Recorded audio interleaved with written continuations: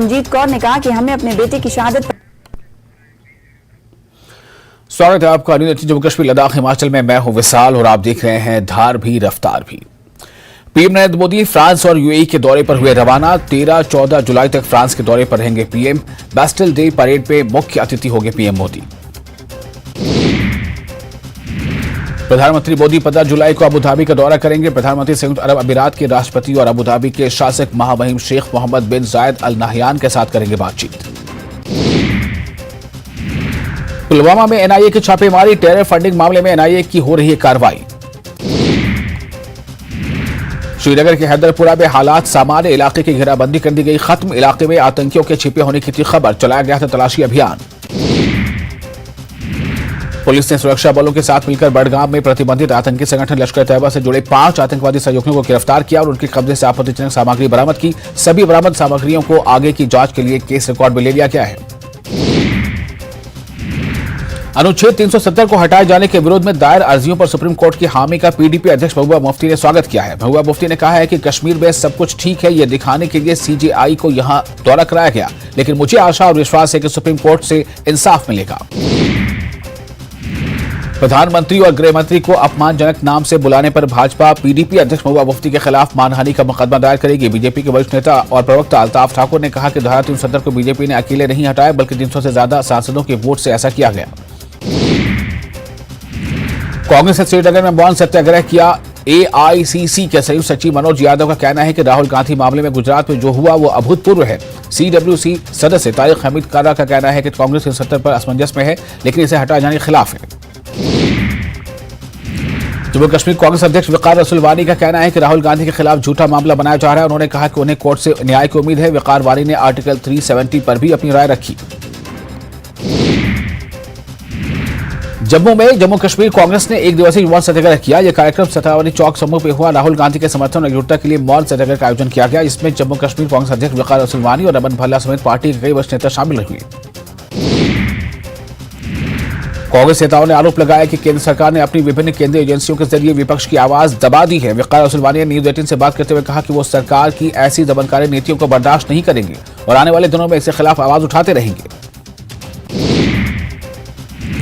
Congress committee ने लेह में किया मौन सत्याग्रह। पार्टी के सभी राजनीतिक कार्यकर्ता हुए शामिल। कहा कि सरकार राहुल गांधी को कर रही है परेशान। पूर्व उप मुख्यमंत्री और वरिष्ठ बीजेपी नेता कविंद्र गुप्ता ने न्यूज 18 से बात करते हुए कहा कि कांग्रेस पार्टी नाटक कर रही है और उन्हें यह नहीं भूलना चाहिए कि कांग्रेस शासन के दौरान आपातकाल लगाकर लोगों की आवाज दबा दी गई थी। उन्होंने कहा कि देश में कोई भी कानून से ऊपर नहीं है।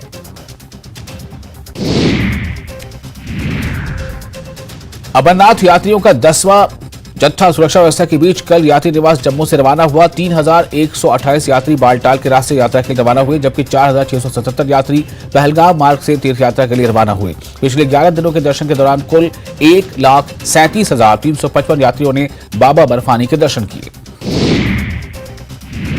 नितिन अग्रवाल आईपीएस महानिदेशक बीएसएफ 3 दिवसीय दौरे पर बीएसएफ मुख्यालय कश्मीर फ्रंटियर पहुंचे। महानिदेशक बीएसएफ का स्वागत किया गया। अशोक यादव आईपीएस महानिरीक्षक बीएसएफ कश्मीर ने उनका स्वागत किया। बीएसएफ महानिदेशक निदेशक अग्रिम सगब टाल और निचली पवित्र गुफा के रास्ते पवित्र गुफा के लिए रवाना हुए।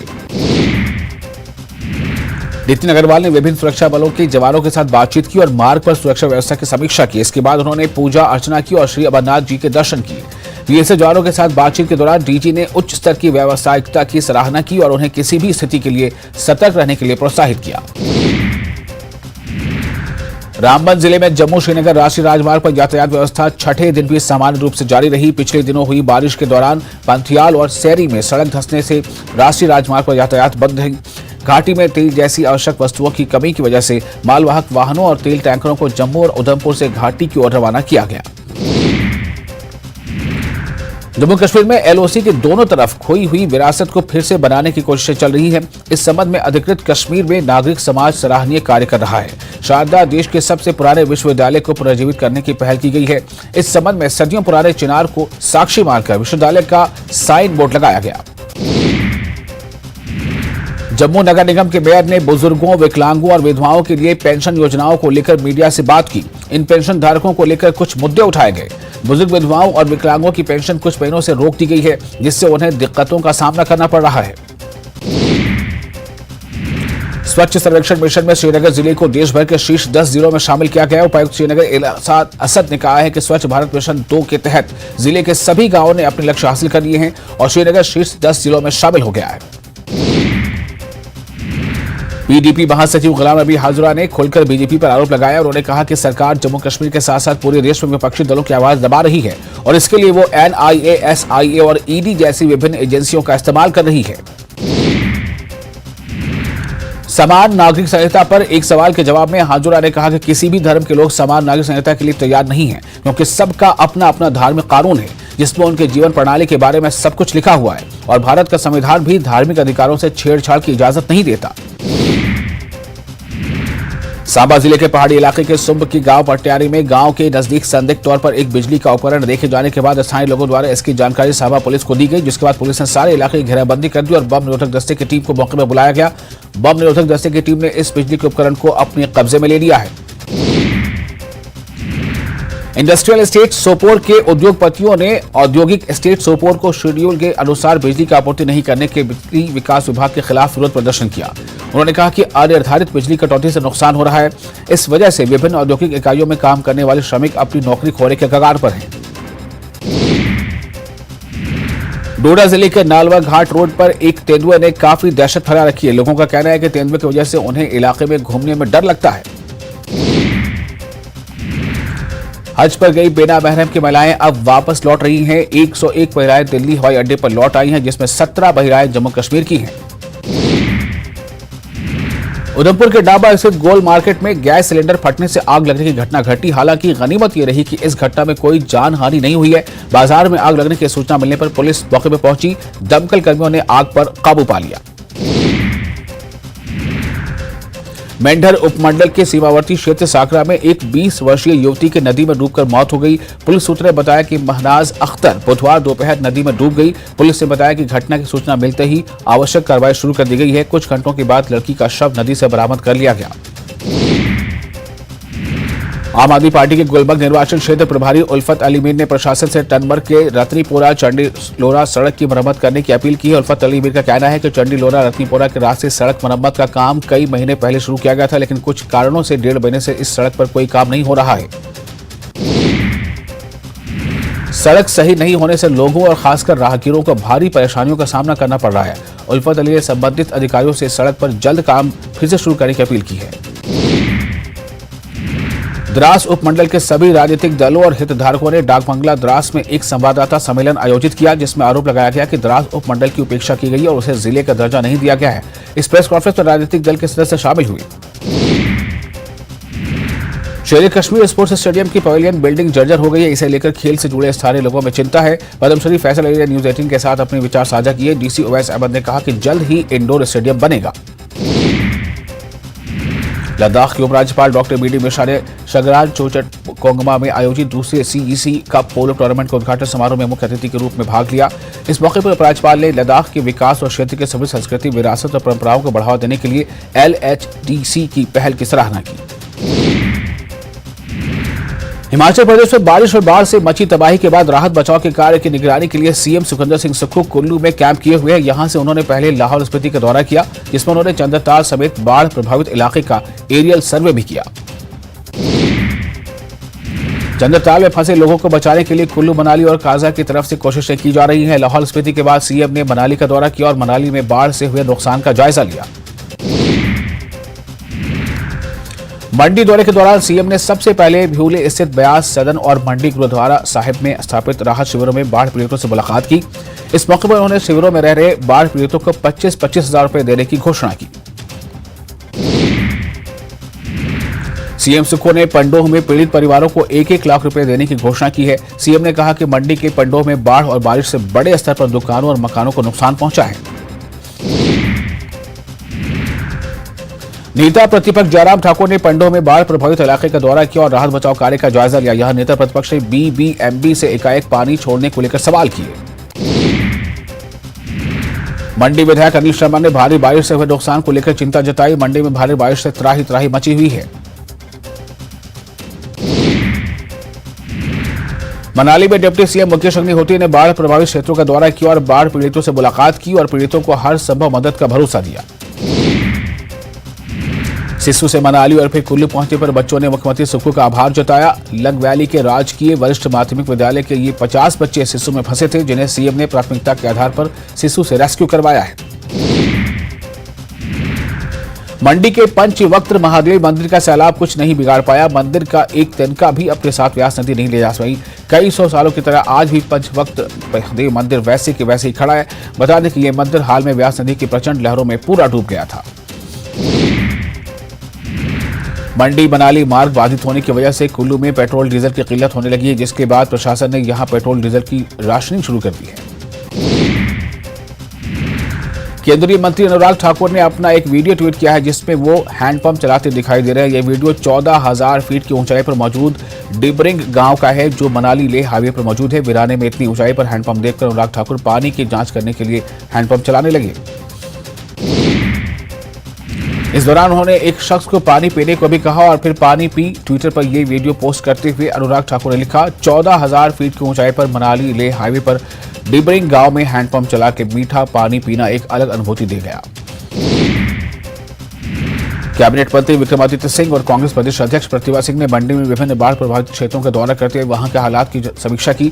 इस दौरान विक्रमादित्य सिंह ने मंडी गुरुद्वारे में बनाए गए राहत शिविर में लोगों से मिलकर उनका हालचाल जाना और सरकार की ओर से हर संभव सहायता का भरोसा दिया।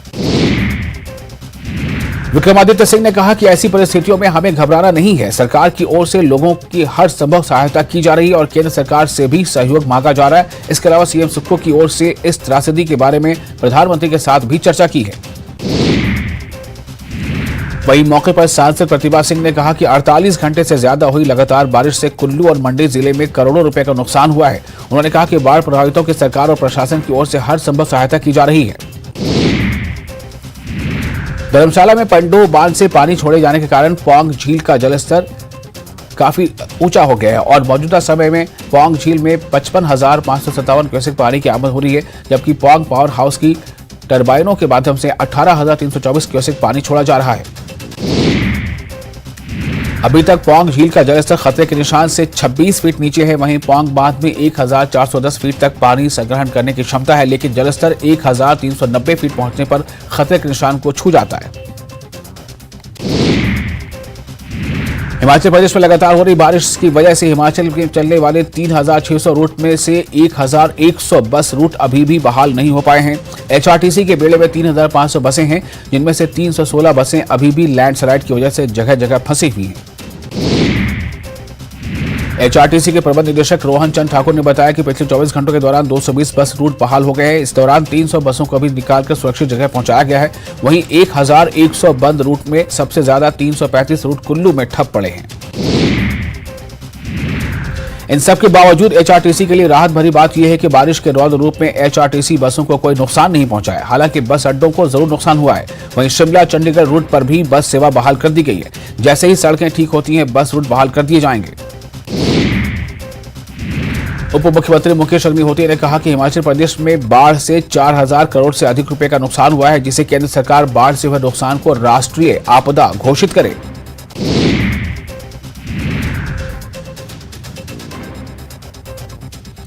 सोलन के शामती में बीजेपी प्रदेश अध्यक्ष राजीव बिंदल ने पीड़ित परिवारों से मुलाकात की और मौके पर मुआयना किया। जिले के शामती में बना सिंकिंग जोन तेज बारिश के कारण आधा किलोमीटर के रेडियस के तकरीबन 15 से 20 मकान इस जोन में प्रभावित हुए, जिसकी वजह से 50 परिवार प्रभावित हुए हैं। इस क्षेत्र की जद में आने वाले सभी भवनों को खाली करवा दिया गया है।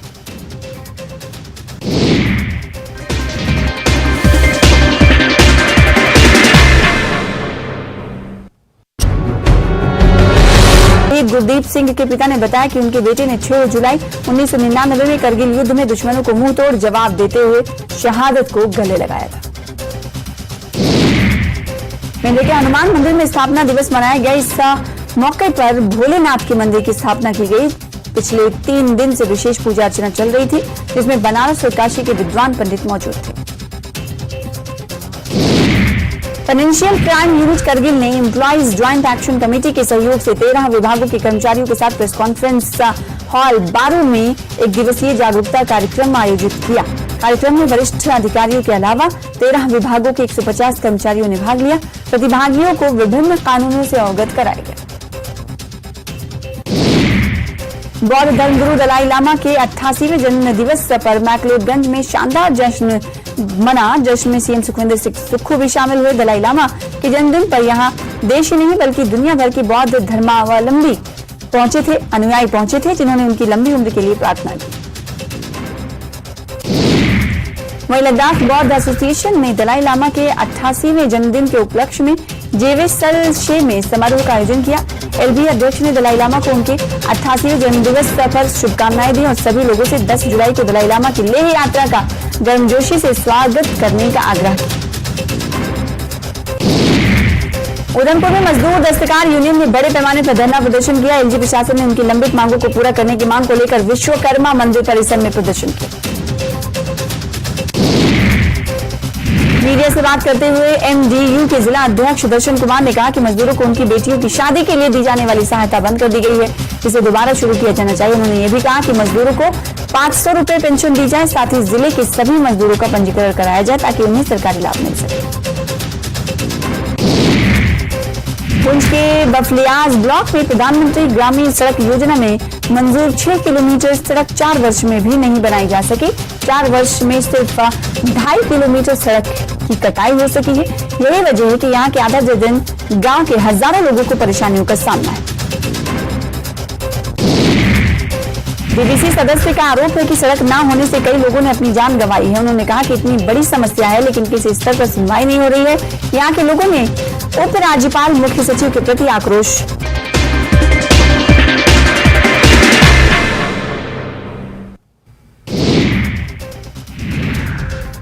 आज सुबह फ्रांस और यूएई के दौरे पर रवाना हुए पीएम मोदी 3 दिवसीय दौरे के तहत पहले फ्रांस और फिर संयुक्त अरब अमीरात जाएंगे मोदी।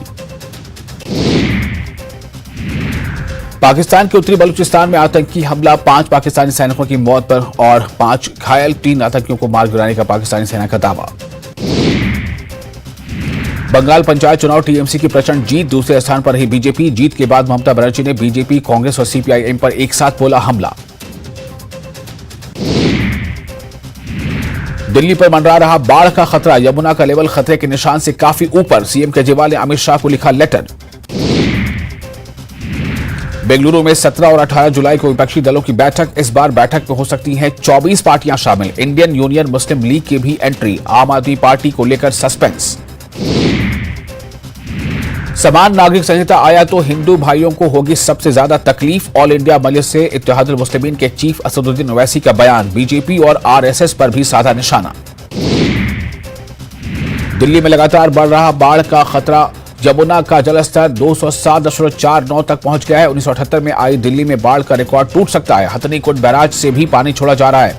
बाढ़ से हजारों लोग प्रभावित हैं, प्रशासन राहत कार्यों में जुटा है। पगड़ी क्यों बांधते हो, सीएम नीतीश कुमार के सवाल पर सम्राट चौधरी का जवाब। आपको सीएम पद से हटाने के बाद खुलेगी पगड़ी, आपका भी चाहिए आशीर्वाद। लैंड फॉर जॉब मामले में तेजस्वी के खिलाफ चार्जशीट पर सुनवाई टली, अब 8 अगस्त को होगी सुनवाई।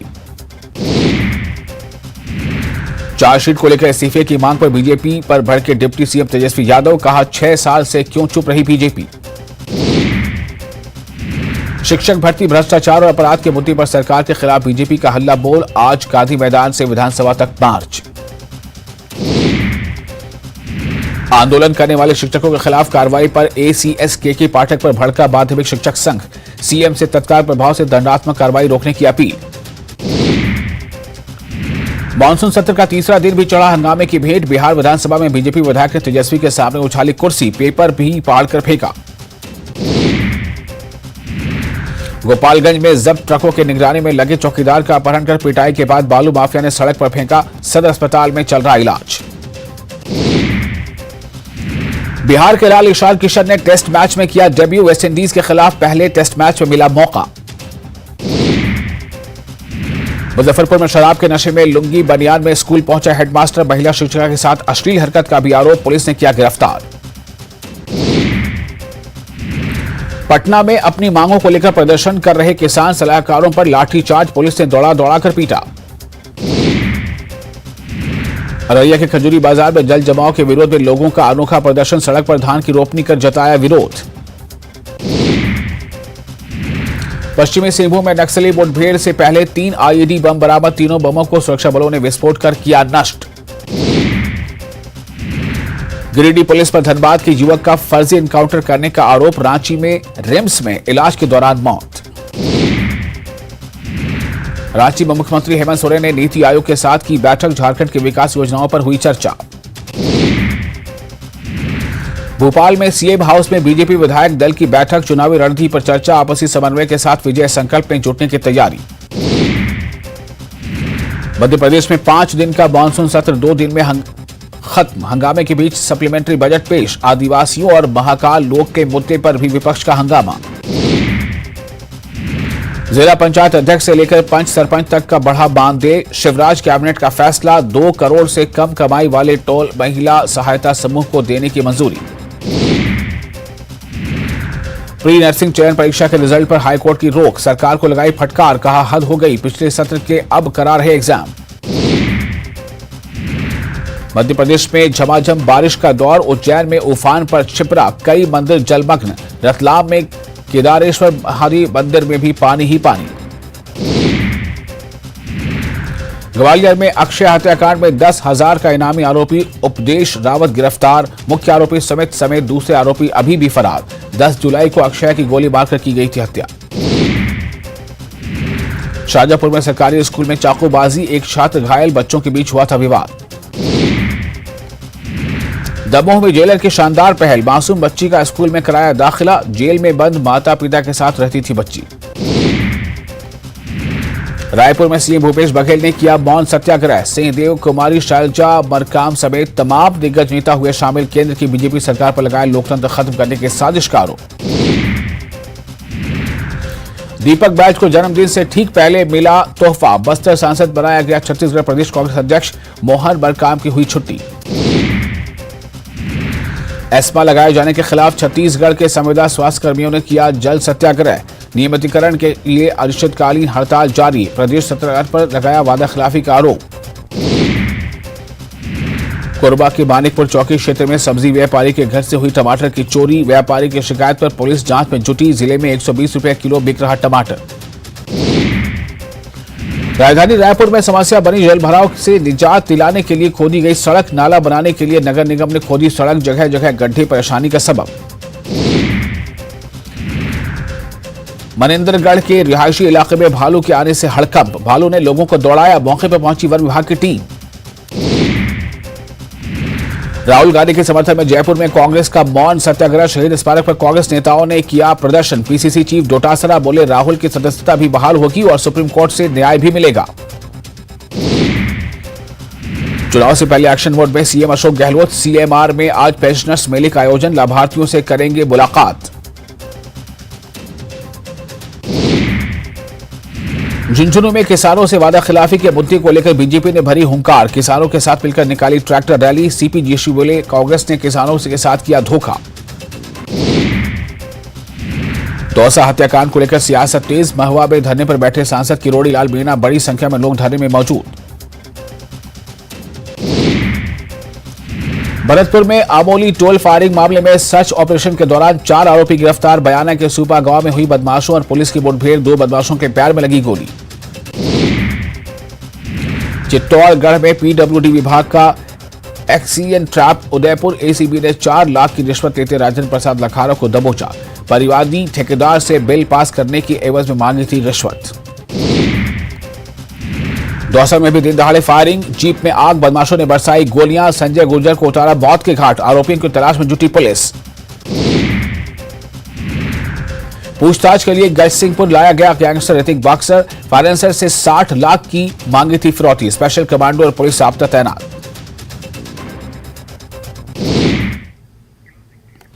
धार भी रफ्तार भी में फिलहाल इतना है, लेकिन न्यूज 18 में लगातार बड़ी और अहम खबरों का सिलसिला जारी रहेगा।